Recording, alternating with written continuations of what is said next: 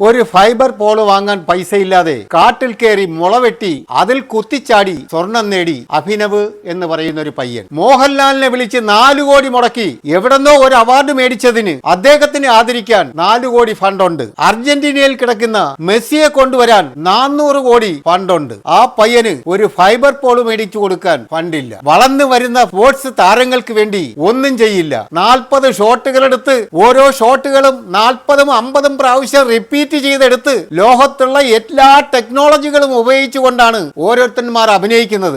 രാജ്യത്ത് വളർന്നു വരുന്ന സ്പോർട്സ് താരത്തിന് ഒരു ഫൈബർ പോള് വാങ്ങിക്കൊടുക്കാൻ ഫണ്ടില്ല. സ്വന്തം അമ്മയ്ക്ക് കഞ്ഞി കൊടുക്കില്ല. ഭിക്ഷക്കിരിക്കുന്നവന് ബിരിയാണി മേടിച്ചു കൊടുത്തിട്ട് ഫോട്ടോ എടുത്ത് സ്റ്റാറ്റസ് ഇട്ട് ആഘോഷിക്കും. കഴിവുള്ള യുവ പ്രതിഭകളെ വളർത്തിക്കൊണ്ട് വരുന്നതിന് പകരം 4 കോടിയും 400 കോടിയൊക്കെ കൊടുത്ത് കേരളത്തിൽ കൊണ്ടുവന്നിട്ട് എന്ത് കാര്യമാണുള്ളത്?